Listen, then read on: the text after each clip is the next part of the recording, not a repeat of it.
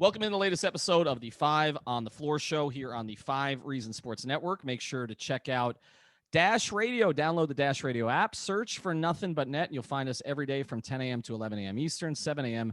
to 8 a.m. Pacific. Also, check out 5reasonsports.com. Just because the heat season has ended does not mean that our sweatshop is over with. That's where Brady Hawk, our 17-year-old superstar, is posting 2 or 3 stories a day. I promise you, he's doing this on his own. So make sure you check it out on 5reasonsports.com. Also, all the latest on Tua playing for the Dolphins, the Canes being 11th now in both major polls.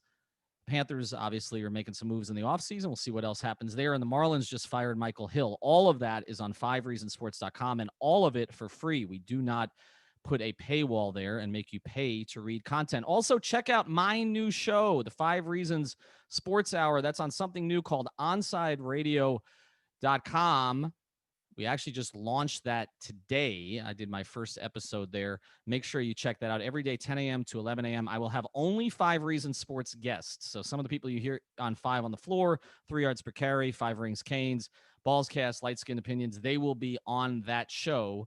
That will make it different from all the other radio shows in South Florida. Also, check out the great sponsors of the 5 Reasons Sports Network. Most of them are local, as you know, including our friend Louis Peters over at State Farm. This is an agency representing the #1 auto and home insurer in the entire United States. More than 60 years of combined experience in the insurance industry. These are local agents that understand South Florida's unique market. Access 24/7 on the website, louispeters.com. That's LUIS. Peters.com, or you can call in at 305-275-5585. 305-275-5585. They've also got an office on Southwest 117th Avenue in Miami. Personalized service tailored to every customer. No cookie cutter solutions. And our friend Mr. Peters is one of the biggest Dolphins and Heat fans that you will ever find. So if you want to talk sports with him while you're negotiating, I don't know, finding life insurance, finding homeowners insurance, whatever it is you need, car insurance, he will help you take care of it. And of course, he's backed by State Farm, which is one of the most reputable players in that entire business. So check out louispeters.com, LUISPETERS.com. And now, today's episode.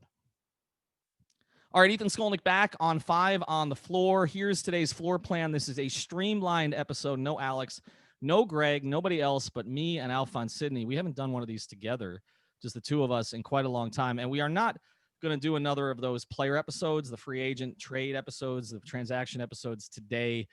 We are churning out plenty of those, a lot of them based on Brady's articles. So check out the DeRozan article we did, the DeRozan episode we did, the Josh Richardson episode we did. We're going to be doing a Bradley Beal episode. We will get into pretty much anybody that you've heard associated with the Heat in any way. We did an Oladipo episode, myself and Alex. They will be there on our feeds. But tonight, we're going to look back a little bit. As we record this, it may not be when you hear it, but as we record this, we're now a little over a week away from the NBA Finals ending. And I think it's enough time for us to look back and put into perspective what the Miami Heat accomplished. You know, you've got Goran Dragic is already back in Slovenia. Jimmy Butler is on a boat somewhere in Miami before he takes off. There have been no exit interviews as we record this episode. I'm a little bit surprised. I think we will get those Zoom exit interviews. Hopefully with Pat Riley will be among them. I'm sure Eric Spoelstra and some of the players. They have not done those yet. But Alf, I want to look back and I want to put this in perspective. And what we really want to do today is 2 things. One, what this run meant to people. And we're just going to play off one tweet that I posted from 5 Reasons Sports that got more than 5,000 likes, hundreds of retweets. And it's not because it was a brilliant tweet on my part, but it's because of the way people reacted to what the Heat did. And then at the end, we're going to try to come up with the 3 most significant things that happened during the bubble run. And it's going to be hard to narrow to 3. So let's start here. I'm going to read the tweet, Alf. And, you know, again, I posted this right after they lost, and emotions were still really raw. You were already on the post-game stream on our YouTube channel. And all I posted was very simply, for a lot of people, the Miami Heat were about the only good thing about 2020. Yep. It got 4,300 likes, 930 retweets, and 66 replies. That's the kind of ratio that means it related to people. Yeah. Not the kind that they're responding in anger. And I want to go through some of these with you, and then maybe you can pull some of these up yourself. This one came in from Nino's 8. This is the realest shit. My city is still in lockdown, still can't even do shit. Heat bubble journey is one thing that's kind of kept life somewhat normal. Whole season has been a ride. This is from Brian, Bryan via VFX. It's crazy but true. So proud of this group of misfits. Can't wait for next year. This is, and here's the other thing, Alf. The people who responded to this, it wasn't one race, one ethnicity, one age group, or even one gender. A lot of these responses came from women. This one came in from Mrs. Lar A317. Watching games with my son was definitely a highlight of 2020. What an incredible season. Yeah. I do have a few there that kind of jump out to you. It's just overall, like I'm looking at them right now, and it's like, true. It looks like a middle-aged woman. I'm not trying to, pigeonhole anybody, but such a fun distraction. This team will go down in Heat history. They kept me going this year. Top three of 2020 for sure. And these are all, like you said, all different kinds of people. And what I see is when I look at this is just like, this has been a tough year, right? Mm-hmm. We talk about it a lot on Light Skin Opinions, and I think because of Five on the Floor and the nature of the show, we don't go into the psychology of what's happened in 2020. The When you talk about COVID, when you talk about politics, when you talk about police brutality and social justice, there's just so much that's happened this year that literally has brought a pall over this year, right? There's a dark cloud hanging over everything that happens this year. And people are just at this point where I know I'm here, where you're so sick of it. You're so tired of it. Even when you go out and try to have a good time, there's a Mm-hmm. level of anxiety to every single thing you do. Like you want to go to the grocery store to get something to eat, like, and there's a level of anxiety. You order Uber Eats and you wonder, like, the guy touching the styrofoam container your food is in. Do you need to wipe it down with a Clorox wipe? There's like an anxiety and there's a pall over everything you do, right? Mm-hmm. And then you sat there and you watched the NBA playoffs in this bubble. And you had this assurance that every day they came out, there's no positive test, no positive test. The players that you cared for, the team that you cared for, this thing that you're rooting for, this thing that you're invested in, it's clean, it's safe, and you can enjoy it without any sense of guilt. And yes, they still brought up social justice reform. They still brought up Black Lives Matter. They brought up a lot of things that were important in the world, but at the same time, once the ball tipped off, you were able to suspend all of your anxieties for 48 minutes, on the floor, 2.5 to 3 hours in real time, and just get lost in something. And for people who live in South Florida, people in Miami-Dade and Broward County and Palm Beach, and Heat fans everywhere, but especially down here where we became in the middle of this thing, we became the epicenter of COVID for not just the United States, for the world, Mm-hmm. right? Mm-hmm. We were sitting here where we were basically our cases were growing by the day. We have a governor that um no matter what your political beliefs are, what his practices and his theories and what he put into place were antithetical to what was actually happening in the real world. And you're looking at all this stuff, and then for 3 hours every other day, Ethan, every other day. It wasn't like the regular NBA season. It's not like baseball where a lot of people, it's boring, a lot of people don't like it. It's not like NFL where you got to wait a week to watch the Dolphins or the Miami Hurricanes play. This was every other day. There was something to believe in and something to get behind. And I could feel it as a Heat fan and as a resident of South Florida and as a citizen of the United States and what was going on right now. It was really something special to get behind. And I understand why there people will never forget this team. No. They're never going to forget the 40-point triple doubles from Jimmy Butler. Like they're never going to forget Bam Adebayo's block in the Eastern Conference Finals because literally there were days where it was all you had to look forward to. And you're totally right about all of the general stuff and the NBA and the no positive tests and the break from reality. But the more important point is this particular team and the way that they competed, right? Because they made the basketball important. The Yep. way that they went out there every night and gave you effort. And even in that last game where they ran out of gas, it's not because they weren't trying. They just had nothing left. Like that story of leaving it all out on the floor, there is no better example of that in local sports history than game 5 of that NBA finals. Like Jimmy Butler and that team had nothing left. It was gone. It as soon as that game 5 was over, they were spent. You could tell from the very beginning of game 6, there was nothing left, even inserting Goran Dragic and even what he embodied, right? Like how important this was to all of them. Like it became important to Heat fans, even though you didn't have the kind of visceral experience of getting to watch them up close, right? Like most Yeah. championship runs or long playoff runs are defined by, wow, I got tickets to game 3 of the Eastern Conference Finals, right? I got to see that comeback. Or, in the best case scenario, I'm not saying me, I'm saying fans in general. I, as fan, got to be there when Ray Allen made that shot. I got to experience that with 20,000 other people. You literally could not experience it with any other people except the people in your house. Yes. Right? It felt like 2020 though, Ethan. Right. You were totally social distance from everybody, but you were connected through this team. And I think that's why this is in many ways the most significant team in Heat history. It's the best embodiment of what they tried to create, which was this team that just cared so much about their craft, each other, and their city.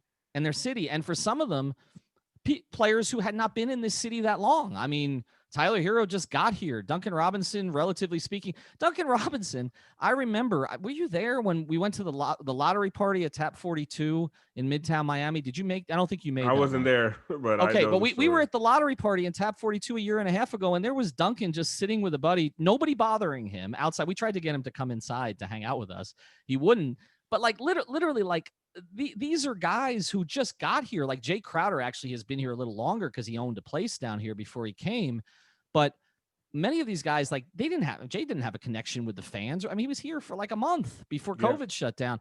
And yet you saw Jay's tweet and how much he says they felt the fans through social media. And that's what made this different. If you had a bubble situation like this pre-Twitter, Yeah. they wouldn't have felt that connection. What were they going to do? Send emails, post on message boards, right? Postcards. Postcards, right. But now you had it right there on social media and the players felt it, and the players had nothing else to do but scroll through social media and see the way that people were reacting to them. What? And I just think it's a totally unique. We'll never see it again, even if there are bubbles next year, which there could be. I just don't think we'll ever see a team that connects with a city when they're out of a city for that long, and that it means so much to them. And this is why Jimmy Butler is going to be one of the top 3 most popular players in Heat history off one run. Off one run. Well, with one thing that you stated that I think is so different about this season. Okay, so you said you saw the Ray Allen shot with 20,000 other people. Mm-hmm. The rest of the people that enjoyed that Ray Allen shot were at home and they were banging their pots and pans on Bird Road. That 20,000 people has always felt like a select few. Mm-hmm. There was no difference in this playoff run between the people in the Doers Lounge, the people in the 100 level, the people that left the arena early, and the people sitting up in the 400 level, and the people that couldn't even afford the 400 level. Mm-hmm. This playoff run was enjoyed equally among all those people, and I think that's one of the things that a lot of people appreciated about us at Five Reasons Sports, and like Miami Heat beat and Locked On Heat. There was only one way for everyone to experience this. Mm-hmm. It was through television. There was no difference between, the hedge fund manager with a high rise in, downtown Miami that shows up in the second quarter because he lives across the street and the fan in Hialeah or Pompano that just watches the Heat on the edge of their couch 82 games a year. So No one thing doubt. that was really cool about this for me was everybody was in this like COVID has been like the great equalizer. And when it really has been the great equalizer of NBA fandom. None of us are better than Jack Nicholson experienced the Lakers championship the Mhm. same way that a kid in Compton did. And that was like when you think about it on that level, it's a very connecting thing and it's really cool. And I think a lot of people are coming down from that high right now. And it's like there's a reality setting back in, like, oh man, we're still I mean, I'm sorry, we're still Yeah. fucked. Like the scenario is still the same, but it was a really nice escape, and we were all there together at the same time. Yeah, you make a great point, and I've made the point when it comes to five reasons, and I don't want to focus too much on us, but I do appreciate, a lot of the comments that came in response to that tweet, thanking us and you for what you did on the YouTube feed and giving everybody an outlet. I mean, we had 130,000 views of Game 6 of our streams, 130,000 views. And I think in the same way that you're talking about kind of flattening things, right, where everybody is equal, COVID, I've told people, as horrible as it is, and again, I got it, but I was lucky. I was essentially asymptomatic. I didn't, as far as I know, I didn't give it to anybody else that I knew, and particularly, obviously, those I love.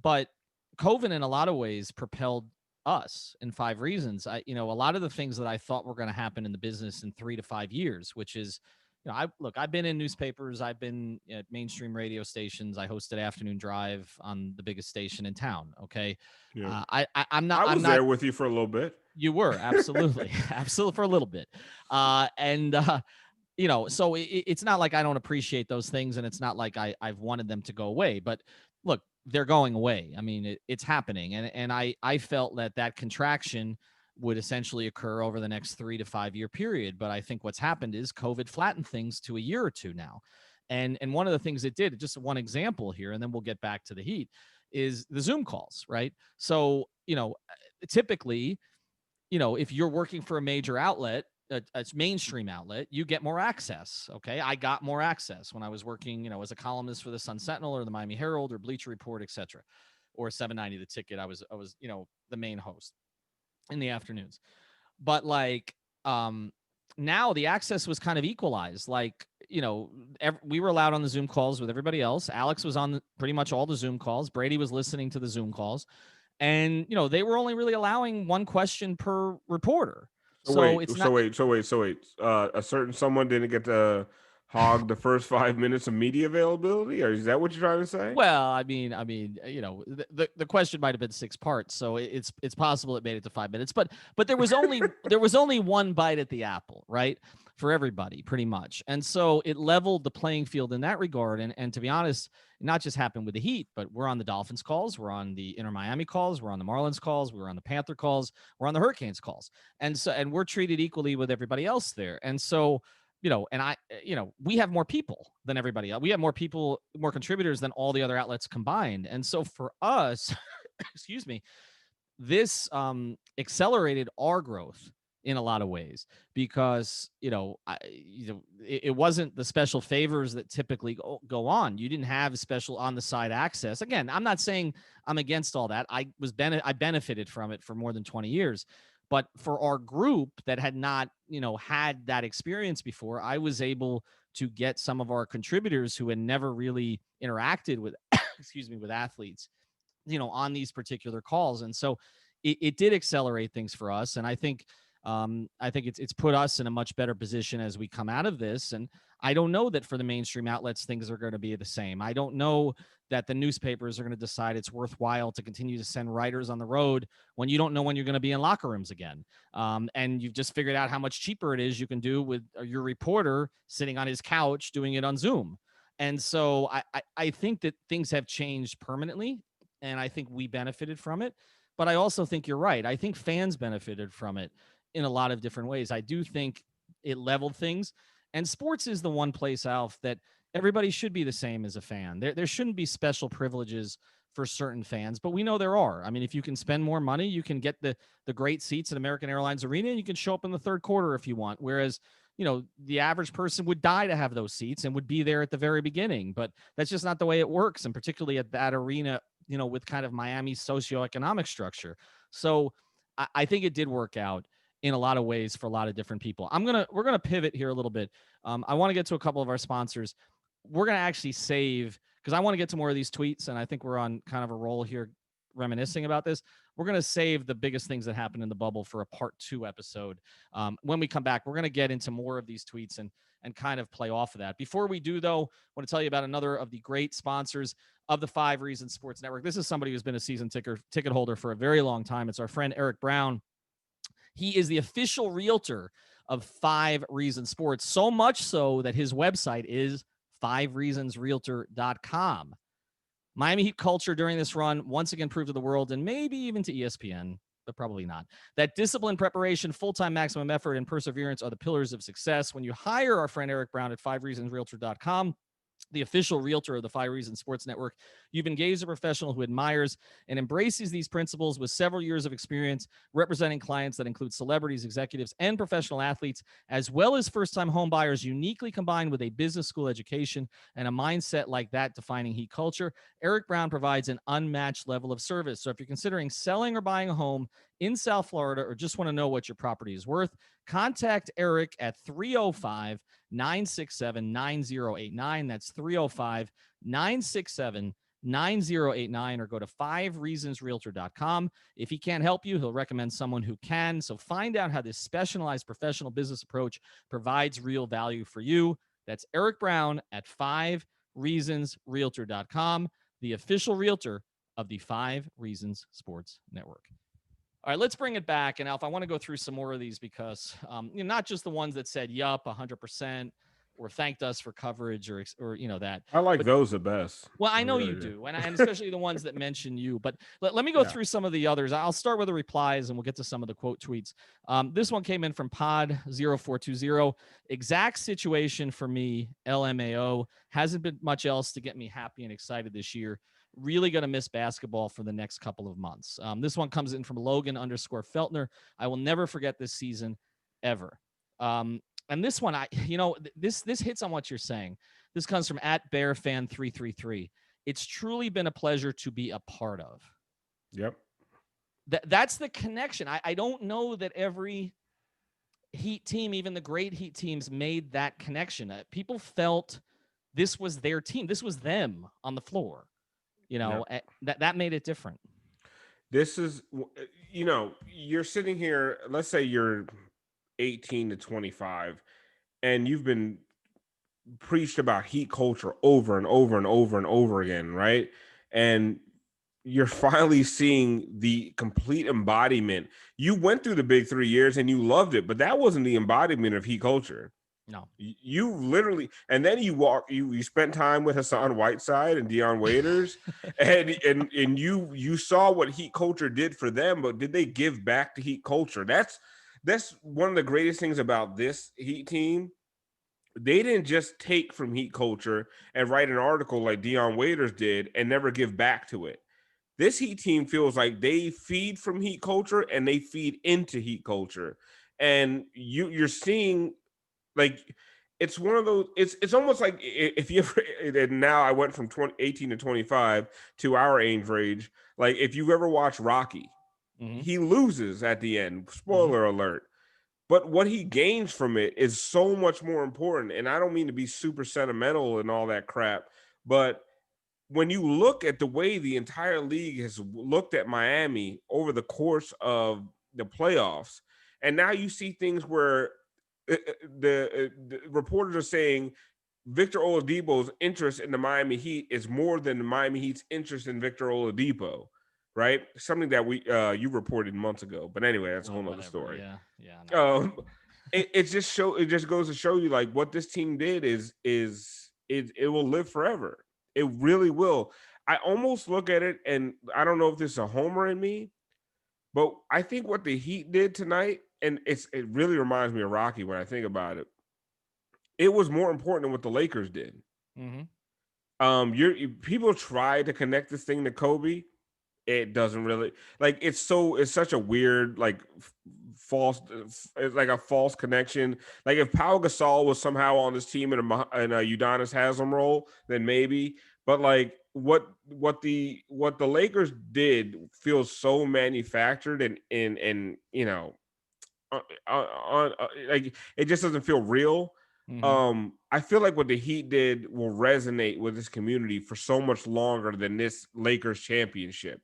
Like, it sounds weird to say that a finals loss will resonate longer than a championship win, but I really do feel that way, and I hope I don't get aggregated like Brass Jazz did on the Miami Heat beat podcast for his rant against LeBron, because I'm not I ranting like on that. LeBron, even That's the though best thing that's been on Miami Heat beat months. yeah, yeah. I will say that. I too different, but you're right. I mean, look, part of it is that everything with LeBron, unfortunately, as much as I appreciate him as, a genuine person in my personal relationship with him that I developed when I was Disingenuous. covering him. That's the word I was looking for.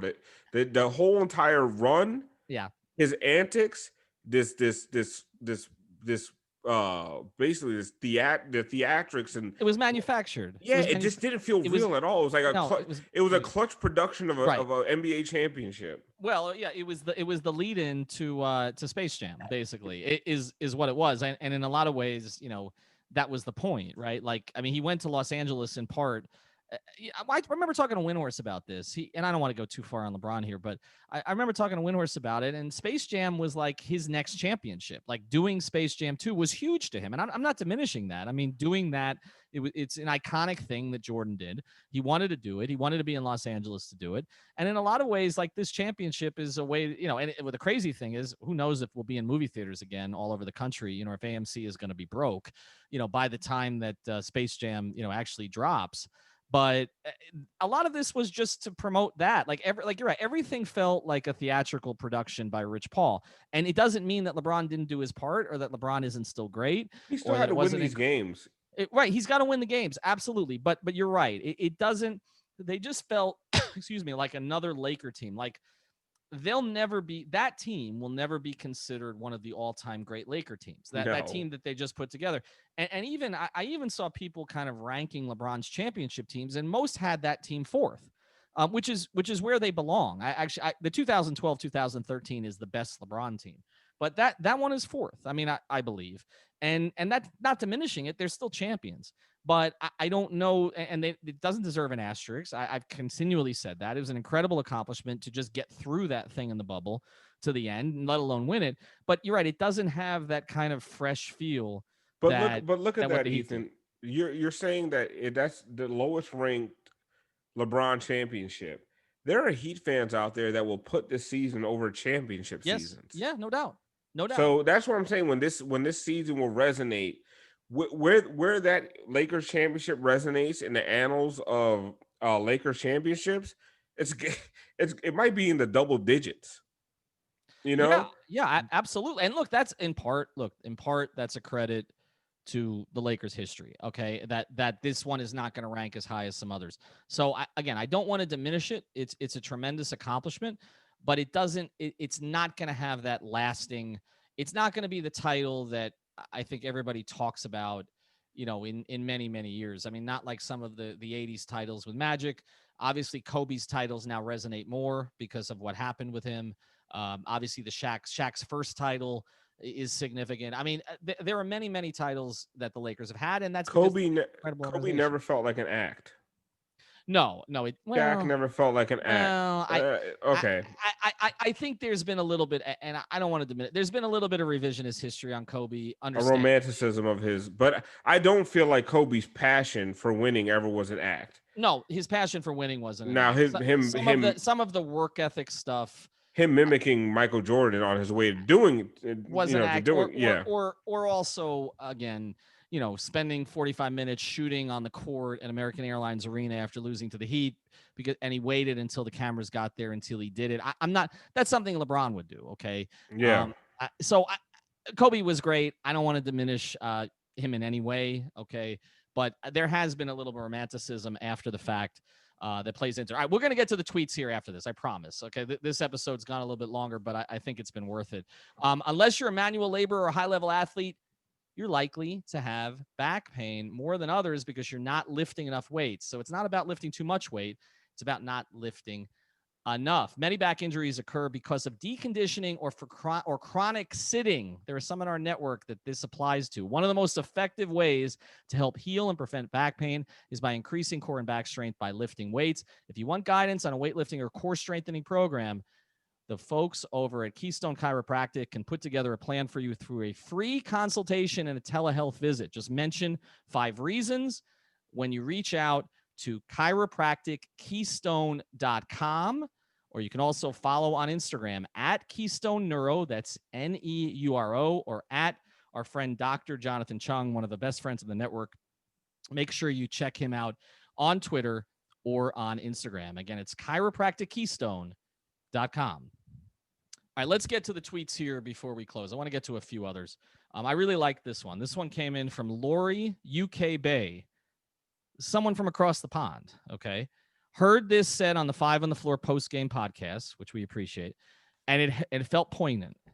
Something to celebrate, rally around, discuss with socially distanced friends and family. This one too. This came in from our friend Julio Heat F1, who's a big supporter of the network. They were a light in a dark year full of misery. And then he thanked the Miami Heat for being a source of joy. He also thanked us, all of us, actually. He mentioned myself, Alex, Greg, you, and Brady, and the rest. Keep potting, please. Yep. This one comes in.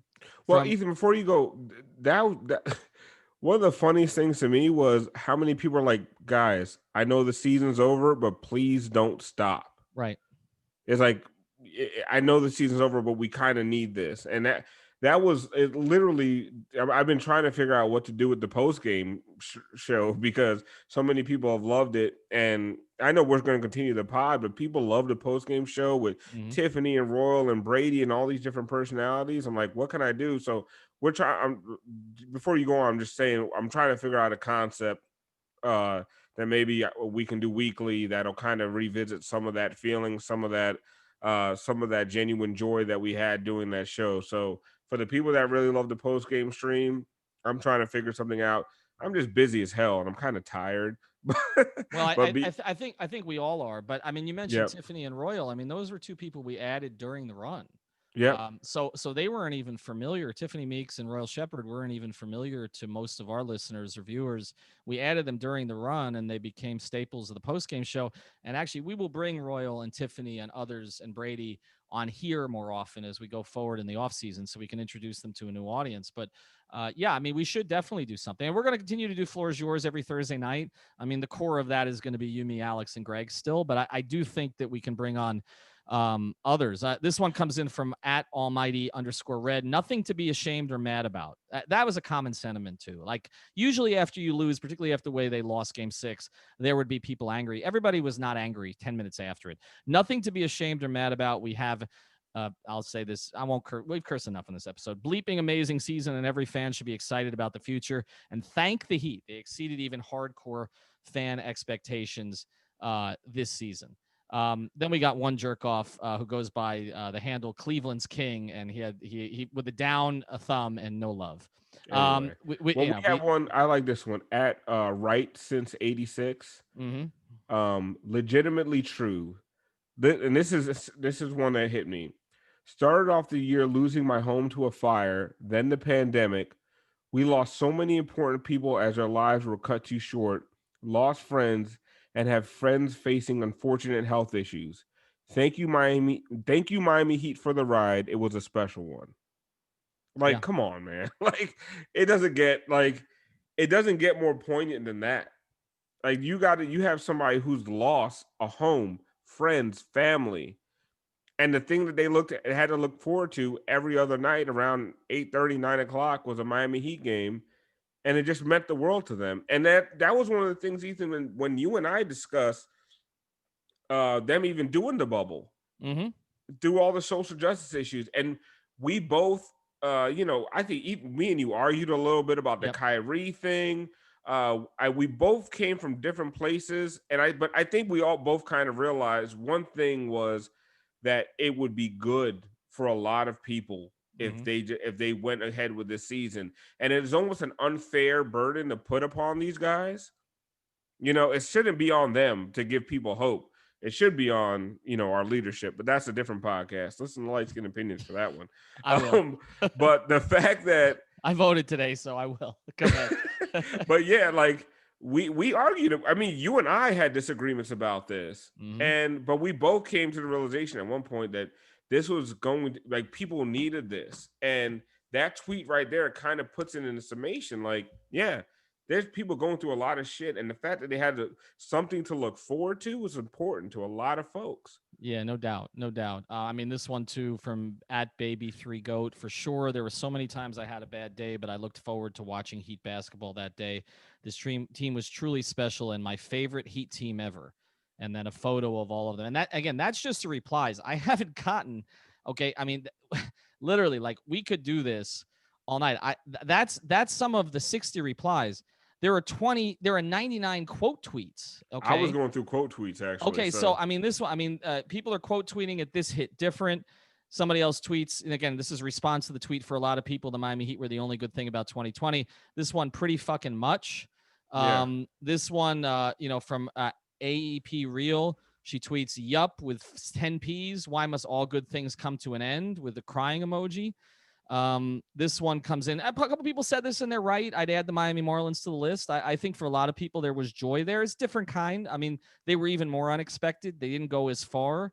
I don't know if it was quite the communal experience because they don't have the same following as the Heat, but for a lot of people, that mattered.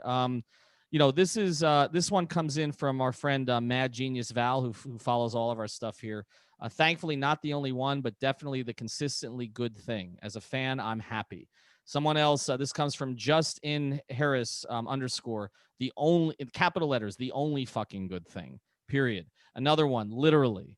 Another one, this comes in from Romy Dahomey underscore, who has also followed a lot of our stuff. I know for me, this year has been brutal, capital letters for me, and they made my soul smile all year.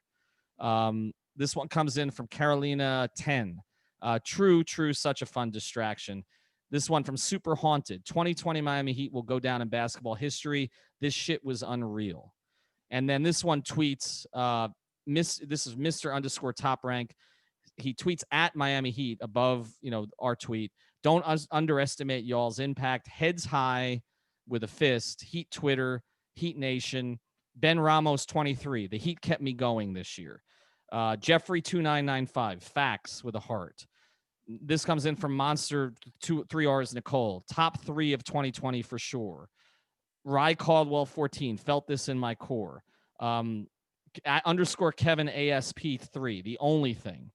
Well, Ethan, and I think we can kind of, we've gone longer than we wanted to, but I think this has been important. I think there's a lot of important messages in the episode we've done, but what I want to point out, Oscar at underscore Oscar Rito 08, because his story is one that touched both you and I. He and this is our second person that we've known in South Carolina to Yep. lose their house in a fire, Yep. which is crazy, because it happened in the Kaya's Duncan, and you and I did we worked really hard on the GoFundMe to raise a lot of money. I think we raised over $17,000. Myers Leonard was a big Mm-hmm. part of that for us. Oscar lost his house in the fire in South Carolina, and the Miami Heat went above and beyond. I mean, they basically outfitted him. Mm-hmm. Like, all Yep. his clothes could have burned to the ground. He has enough heat gear to last him the rest of his life. And he has been such a big supporter of Five Reasons Sports, such a big supporter of the Miami Heat all year. And he tweeted for me, and like, this one hit me different than the rest of them. For me, this year has been one, my girlfriend, because his girlfriend, as I've watched Oscar go through all this on Instagram, on Twitter, and he's always had this really upbeat attitude, going through a lot of shit. So for him, he said one has been his girlfriend this year, and two has been the Miami Heat, and that's it. The toughest year of my life, saved by those two things in that order. So thankful. Like, I mean, Mm-hmm. that's huge. And he just went out and bought 6 of our shirts the other day. So Oscar, you're not buying the next 2, all right? And you're certainly Yeah. not buying them without a code. We're gonna send you 2. So pick out 2 from our site. that you want, we'll send them to you. And just I'll close this with this for me personally. We have so many others we could have read, but for me personally, in a lot of the Heat saved this network. They Yep. saved this network because, we entered COVID. I didn't know if I could sustain this. We didn't really have any sponsors coming aboard. You hear now how on every episode we've got 3, 4. I don't like to go above 4 sponsors on a net. We appreciate all of them, including the ones on here, louispeters.com, 5reasonsrealtor.com, and our friend Jonathan Chung, who's gone through his own difficulty. If you followed his story on Twitter, his wife Tron, he came to a couple of our watch parties, has been a huge supporter of the network, and she had a stroke. She was in the hospital for quite a while. She's home now, and I feel okay sharing it because he's been sharing it not just on Facebook but also on Twitter. He's been such a supporter of ours that he reached out to support one of our writers, Josh Houts, and support his work on our website. And he's still following the Heat. He's still been involved with all this stuff, and everybody's been affected by something this year, And I think for us as a network, the Heat propelled us. I mean, we went from 2,500 subscribers at the most on YouTube to now we're at 8,000. That was all that run. It Yeah. was all that run. And, now we're generating 6,000 plus downloads per episode on 5 on the Floor. And we came back from COVID. We were at 2,500 to 3,000. So we've more than doubled, and it's every episode because people cared about this team. They cared, and not just because they were good, like I said, but because of the way that they cared. And so we appreciate them. I know I'm not supposed to root in this business, but the Heat have been very good to me over the last 25 years. I have relationships there that go back a quarter century. They all welcomed me back in a variety of different ways, and they've all helped us, and we appreciate it. So we wanted to do this episode. We will do another episode where we'll get into the biggest things that happen on the in the bubble from a basketball perspective. But I had a feeling this one would go a little long. So thanks again to our sponsors, louispeters.com, Keystone Chiropractic. Make sure again you reach out to John Chung. Not only is he a great person, but he's one of the best in the business in terms of helping you if you have any kind of back trouble or neurological trouble, any of that kind of stuff. You can reach out to him. 5reasonsrealtor.com, louispeters.com, keystonechiropractic.com. We'll be back with more basketball stuff soon.